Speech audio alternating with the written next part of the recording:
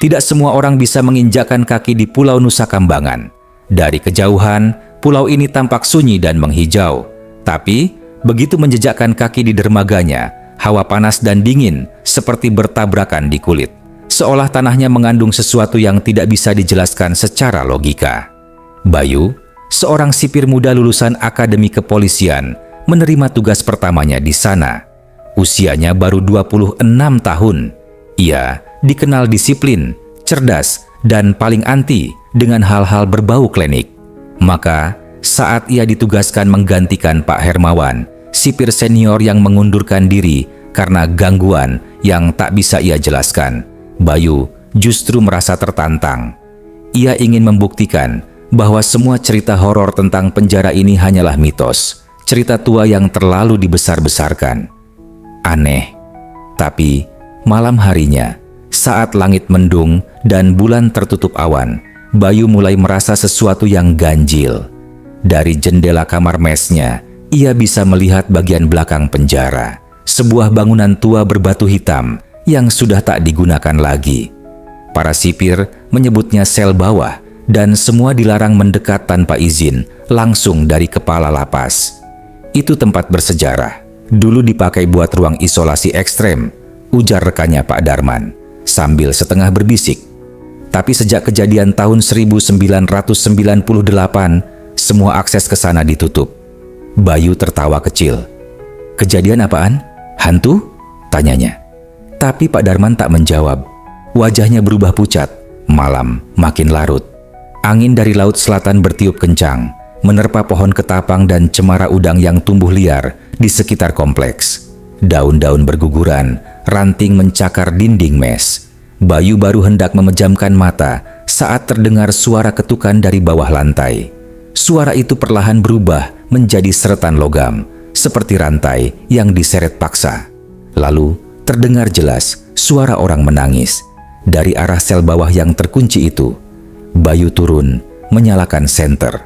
Lorong menuju bangunan tua itu gelap, hanya disinari cahaya bulan yang samar dari sela dedaunan. Saat ia mendekat ke pagar besi yang mengelilingi sel tua, tiba-tiba terdengar bisikan lirih di telinganya. Masih ada yang dikurung di sini. Bayu tersentak. Ia menoleh ke sekeliling. Tak ada siapa-siapa.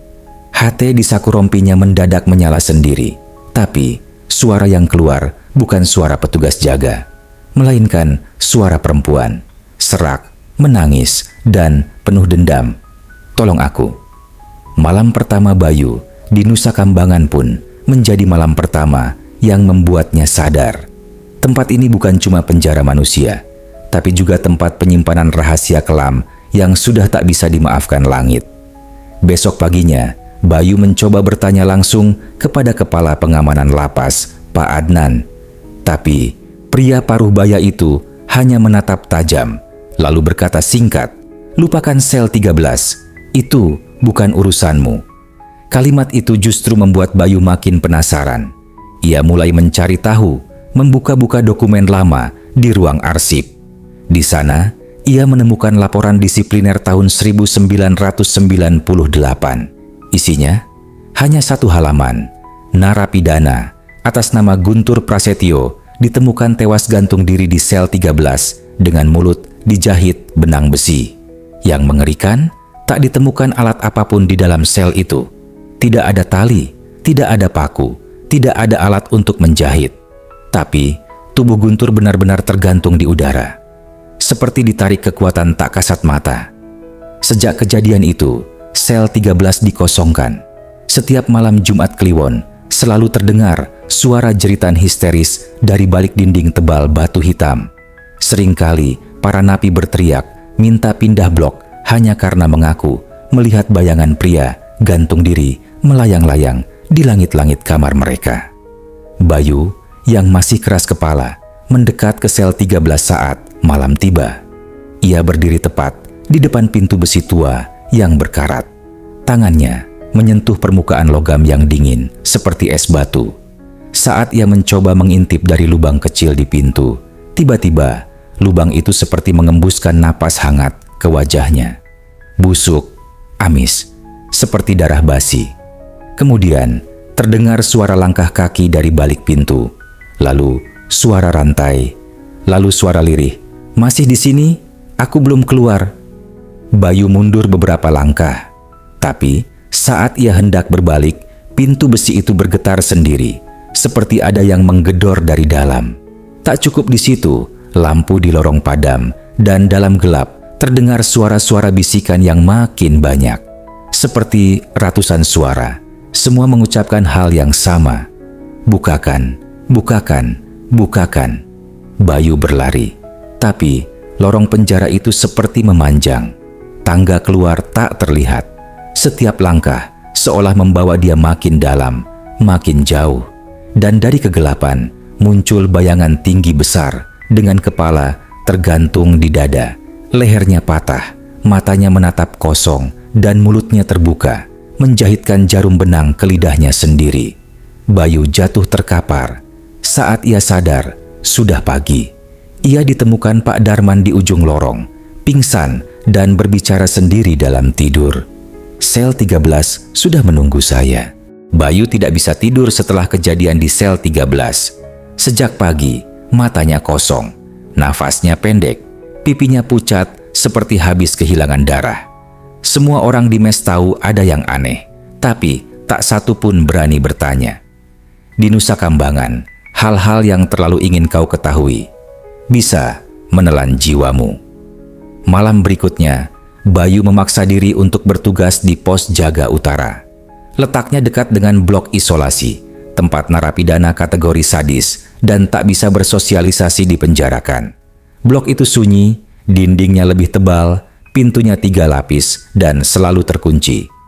Sekitar pukul 2 dini hari, Bayu sedang mencatat di buku log saat monitor CCTV mendadak menampilkan gambar aneh. Blok isolasi terlihat normal, kecuali pada lorong tengah ada sosok perempuan bergaun putih berjalan pelan. Padahal tidak mungkin. Blok itu tak memiliki napi perempuan, bahkan tidak ada staf yang diizinkan masuk malam hari. Bayu membesarkan layar. Wajahnya perlahan mengeras. Perempuan itu tidak berjalan. Ia melayang. Rambutnya terurai panjang, menutupi sebagian wajah. Tapi dari sela-sela rambutnya terlihat mulut sobek hingga ke pipi dan mata hitam legam tanpa bola mata. Sontak Bayu berlari keluar pos. Bersama 2 petugas lain, mereka menuju lorong blok isolasi. Semuanya terkunci seperti biasa. Tidak ada tanda-tanda perusakan atau gangguan.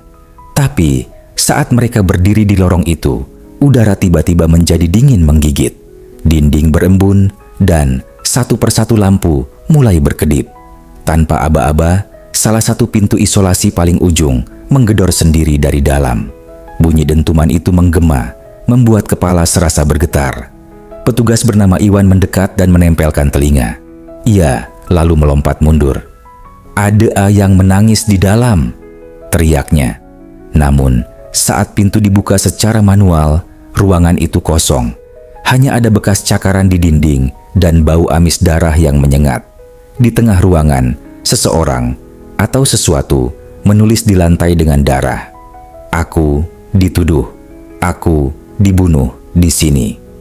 Bayu mengangkat kepala. Tepat saat itu juga, monitor di pos menunjukkan satu hal terakhir sebelum gelap. Wajah perempuan itu menempel di kamera. Bibirnya bergetar dan ia berkata, "Salah satu dari kalian, pelakunya." Kejadian demi kejadian aneh membuat Bayu mulai kehilangan arah. Ia tak tahu lagi mana yang nyata, mana yang mimpi. Tapi satu hal yang tak bisa ia tolak. Setiap malam, penjara ini memanggil namanya. Hari itu, Bayu mencoba kembali ke ruang arsip. Kali ini dengan niat menggali data siapa saja yang pernah meninggal misterius di blok isolasi. Namun ia menemukan satu berkas tak biasa. Berkas itu tidak masuk sistem, tidak tercatat digital. Ditulis tangan, penuh bercak kecoklatan yang tampak seperti darah lama. Di atas berkas itu tertulis nama, Dara Ningsih, napi perempuan yang divonis mati tahun 1987 karena membunuh suaminya sendiri yang juga kepala sipir. Anehnya, tak ada catatan eksekusi, bahkan tak ada kabar pemindahan atau penguburan. Bayu membawa berkas itu ke Pak Adnan. Tapi lelaki itu mendadak marah, merampasnya, dan berkata tajam, "Berhenti, kamu belum tahu siapa yang kamu ganggu." Namun malamnya, semua pintu sel di Blok B mendadak terbuka sendiri tanpa sebab. Para narapidana panik, sirin dibunyikan. Tapi saat para petugas tiba di lokasi, mereka justru mendapati pemandangan mengerikan. Semua napi duduk diam di lantai, menutup wajah, dan menangis ketakutan.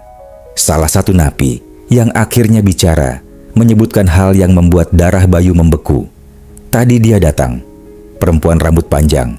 Katanya dia bukan narapidana, dia cuma korban balas dendam. Saat semua napi dibawa kembali ke sel, Bayu menyelinap ke dalam Blok B. Ia ingin melihat dengan mata kepala sendiri. Dan benar saja, di dinding sel nomor 8 terdapat ukiran tangan berdarah membentuk kalimat, "Aku masih di sini, aku tak pernah dipulihkan." Seketika, Bayu merasa dadanya berat, matanya kabur. Sebuah suara bergema dalam kepalanya, suara perempuan. "Kau yang membuka pintunya. Sekarang kau juga harus melihat kebenarannya." Saat Bayu menoleh, sosok Daraningsih berdiri di belakangnya. Tubuhnya menggantung, tapi matanya terbuka, menatap dalam-dalam ke arah Bayu. Lalu, ruangan itu gelap seketika. Dan di tengah suara jeritan para sipir yang panik, terdengar tawa. Tawa lirih yang terdengar seperti dendam yang belum selesai. Bayu mulai kehilangan kendali. Tidurnya tak tenang. Setiap malam, ia mendengar suara ketukan dari dinding kamarnya. 3 kali, selalu jam 2.33 pagi. Lalu, suara bisikan yang memanggil namanya, lirih, panjang, dan penuh luka. Ia nekat mencari jawaban. Bersama 2 sipir senior, Pak Darto dan Kang Rifan, mereka menyusun rencana. Malam Jumat Kliwon, mereka mendatangi menara pengawas tua di ujung kompleks penjara, tempat yang konon tak dipakai sejak peristiwa tragis tahun 1994 ketika satu regu sipir ditemukan tewas menggantung secara misterius. Pak Darto membawa sesajen kecil, kopi pahit, bunga kantil, dan dupa. Ia mengaku sebelum menjadi sipir, ia pernah belajar kejawen dari ayahnya. "Mereka tak akan bicara kalau tak kita panggil dengan benar," ucapnya sambil menyalakan dupa dan membaca mantra. Bayu dan Rifan hanya diam, namun suasana segera berubah. Udara di sekitar menara turun drastis. Asap dupa melingkar naik ke atas, seperti ditarik oleh sesuatu. Dan saat Pak Darto menyebut nama Daraningsih, lantai menara bergetar ringan. Cermin di dinding tua itu mulai berembun dan muncul bercak darah samar. Lalu, suara perempuan terdengar jelas dari balik cermin. "Mereka membungkamku, aku disiksa, diseret seperti hewan. Aku bukan pembunuh, aku hanya tahu rahasia mereka." Bayu mundur perlahan, tapi matanya terpaku pada refleksi di cermin. Bayangan dirinya berubah menjadi wanita bergaun putih dengan luka sayatan di leher. Ia menjerit dan membanting kursi, memecahkan cermin itu seketika. Tapi cermin tak pecah. Justru dari balik pantulan, tangan-tangan berlumuran darah merambat keluar, mencakar dari dalam. Pak Darto menabur bunga kantil ke arah cermin dan membakar kemenyan. Lalu berteriak, "Tutup gerbangnya, jangan sampai dia lewat." Namun, sebelum asap dupa padam, satu kalimat terakhir terdengar jelas. "Satu dari kalian adalah cucu dari yang menjebakku. Darahmu adalah kunci." Malam itu, menara terasa berguncang sebentar. Ketiganya lari keluar tanpa menoleh. Sejak kejadian itu, Bayu selalu mimpi berdiri di tepi sumur tua, menatap tubuh wanita yang terapung dengan mata terbuka. Dan setiap bangun tidur, tangannya selalu berlumur tanah basah. Hari demi hari berlalu, dan Bayu seperti terikat pada rantai gaib yang tak bisa ia lepaskan. Ia mencoba cuti, namun setiap hendak meninggalkan Nusa Kambangan, tubuhnya mendadak demam tinggi, seperti ada yang menahannya agar tetap tinggal. Hingga suatu malam, Kang Rifan mengajak Bayu ke area paling tua dari kompleks penjara, sumur eksekusi. Tempat ini dulunya digunakan sebagai tempat pembuangan jasad narapidana hukuman mati yang tidak diklaim keluarganya. Sumurnya dalam, diameter hanya 1 meter, dengan pagar besi berkarat di sekeliling. Tak ada yang berani ke sana malam-malam. Tapi Bayu, entah mengapa, merasa dipanggil. Setibanya di sana, mereka mendengar suara isakan pelan. Tangisan perempuan, semakin dekat, semakin jelas. Tapi tak ada satupun orang di sekitar. Suara itu muncul dari dalam sumur. Bayu menunduk, mencoba menyorot dengan senter. Tapi yang ia lihat membuatnya nyaris kehilangan akal sehat. Seorang wanita terapung, rambutnya menjuntai panjang ke atas, matanya terbuka, dan bibirnya mengucapkan namanya. Bayu. Kang Rifan menariknya menjauh. Kau harus berhenti. Dia bukan hanya arwah penasaran, Bayu. Dia sedang mencarimu. Bayu terdiam. Dalam batinnya, suara Dara terus terdengar. Mereka menguburku di situ. Dalam keadaan hidup, mereka pikir aku bisu, tapi aku masih ingat semuanya. Keesokan paginya, Bayu nekat menggali informasi lagi di ruang arsip. Kali ini, ia menemukan sesuatu yang membuat bulu kuduknya meremang. Foto lama, tahun 1987, potret sipir-sipir lama. Di barisan belakang, ada seseorang yang wajahnya mirip sekali dengannya. Nama di bawahnya tertulis, Sutrisno, Kepala Keamanan Penjara, 1985 sampai 1987. Bayu gemetar. Ia menelepon ibunya. Dalam percakapan yang tak ia duga, ibunya akhirnya mengaku, Sutrisno itu kakekmu.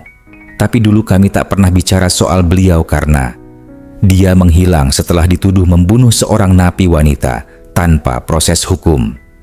Bayu menjatuhkan ponsel. Dadanya sesak. Malam itu, sumur di belakang kompleks penjara kembali mengeluarkan suara. Tapi bukan tangisan, melainkan tawa lirih, melengking, seperti arwah yang tahu rahasianya telah terbuka. Dan di cermin kamarnya muncul tulisan dari embun. Darahmu akan membayar dosa-dosa lamamu. Kamar isolasi itu sudah lama tak digunakan. Di Nusa Kambangan, kamar ini dikenal dengan sebutan Blok 13.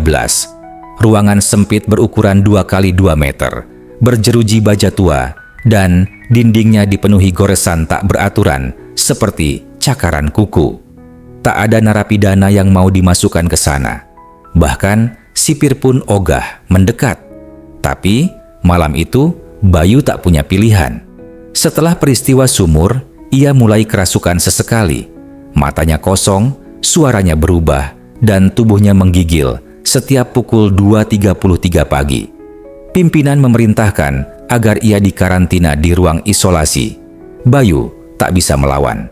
Kamar itu seperti makam hidup. Udara dingin menyesakkan paru-paru, dan setiap sudut terasa seperti mengintai. Ketika malam tiba dan pintu ditutup dari luar, Bayu mulai merasakan kehadiran yang tak kasat mata. Di tengah gelap, terdengar suara rantai diseret. Lalu, jeritan lirih yang membuat darah membeku. Ampuni aku, jangan lagi, tolong hentikan. Bayu terdiam. Ia menyalakan senter kecil yang ia sembunyikan di kantong celana. Dan di dinding, entah bagaimana caranya, tergores nama-nama. Ratusan, semua tertulis rapi, seperti diukir pakai kuku. Namun satu nama membuatnya nyaris pingsan. Sutrisno. Ia mendekat, dan di bawah nama itu tergurat kalimat samar. Di sini, dia mati tanpa dikubur. Tubuhnya dibakar, jiwanya terkurung. Bayu mencoba mengetuk pintu besi, memanggil sipir. Tapi, suara ketukannya tak menghasilkan apapun. Justru terdengar suara napas berat dari balik punggungnya. Pelan, memburu, seperti ada yang berdiri tepat di belakang. Bayu menoleh, dan untuk sepersekian detik, ia melihat bayangan lelaki tanpa wajah, mengenakan seragam sipir tua, tubuhnya hangus terbakar. Lalu, semuanya gelap. Bayu ditemukan keesokan paginya dalam posisi merangkak, kuku-kukunya patah, tubuhnya menggigil dan tangannya memegang secarik kertas sobek dari buku tua. Isinya hanya satu kalimat, "Darah harus dibayar darah. Kau cucu penjagal jiwa. Kau pewaris kutukan." Setelah kejadian itu, Bayu tak lagi bisa membedakan antara kenyataan dan ilusi. Suara-suara terus memanggil. Sosok-sosok bermata kosong berdiri diam di sudut-sudut matanya. Namun semua itu menjadi lebih gila saat Kang Rifan menghilang.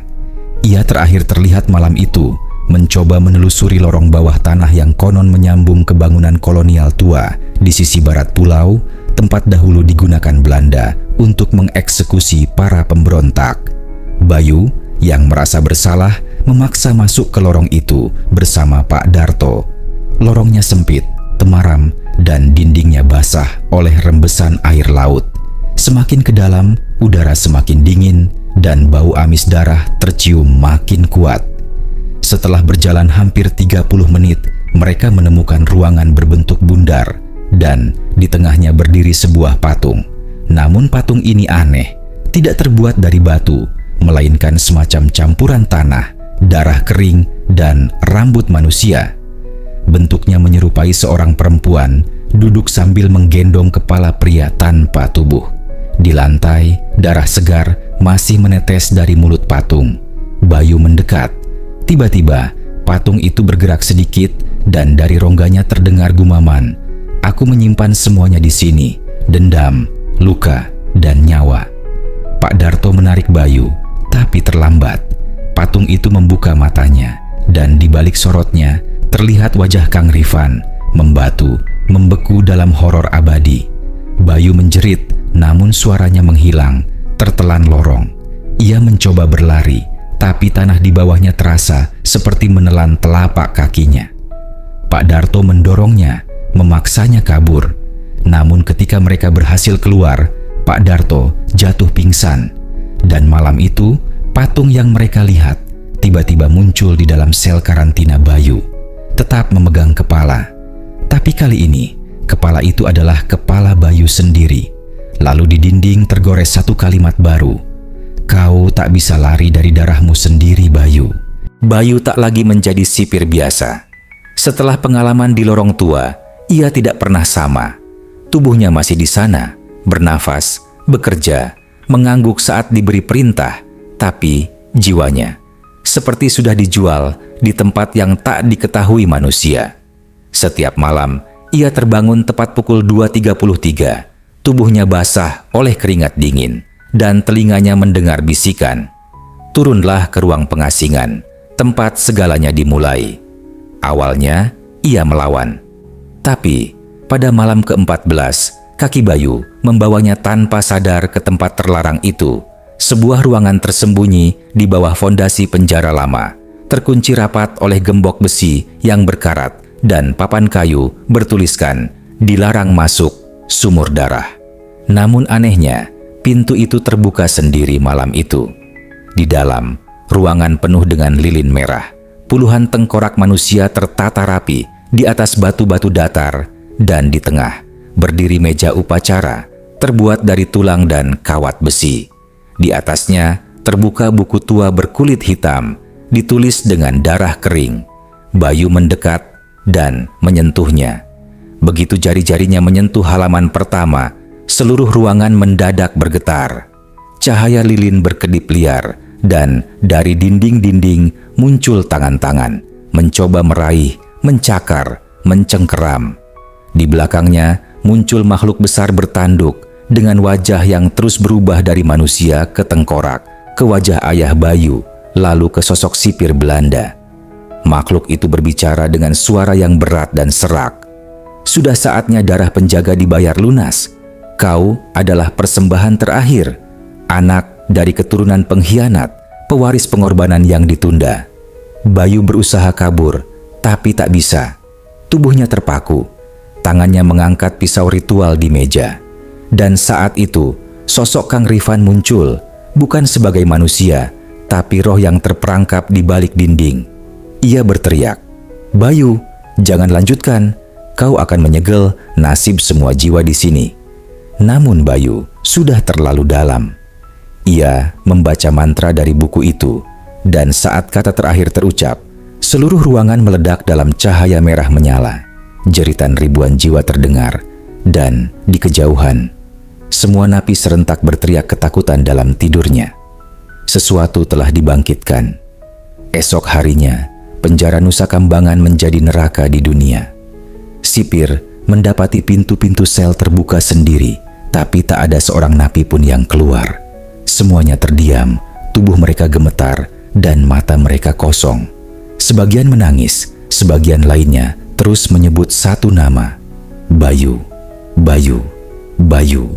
Namun, Bayu tidak ditemukan. Yang ditemukan hanyalah pakaiannya, tergeletak di tengah ruang pengasingan, di samping buku hitam yang kini sudah membara menjadi abu. Di lantai tertulis kata-kata dengan darah segar. Saya sudah menyatu, tidak ada lagi pintu kembali. Sejak saat itu, keanehan terus terjadi. Para napi mulai kerasukan satu persatu. Mereka menirukan suara Bayu. Ada yang menggambar wajahnya di dinding, ada yang menggali lantai sel malam-malam sambil tertawa seperti kesurupan. Pak Darto yang terakhir melihat Bayu memutuskan pensiun. Dalam catatan pengunduran dirinya, ia menulis, Bayu sudah menjadi bagian dari Nusa Kambangan. Ia tidak mati, hanya berubah menjadi penjaga. Penjara ini bukan lagi tempat hukuman. Ini tempat tumbal untuk dosa-dosa lama yang tak pernah ditebus. Dari catatan medis, tercatat 12 napi hilang tanpa jejak dalam 3 bulan setelah kejadian itu. CCTV hanya menunjukkan mereka berdiri di pojok sel, lalu menghilang dalam asap hitam. Malam-malam tertentu, para sipir masih mendengar suara rantai diseret, pintu besi diketuk dari dalam, dan seseorang menyanyikan lagu Jawa kuno dengan nada sangat pelan dan menyeramkan. Dan konon, bila kau berada di Nusa Kambangan saat malam Jumat Kliwon dan kau menyusuri lorong pengasingan, kau bisa melihat sosok berpakaian sipir berdiri di ujung lorong gelap, membelakangi. Jangan dipanggil, jangan didekati, karena dia akan menoleh dan wajahnya adalah wajahmu sendiri.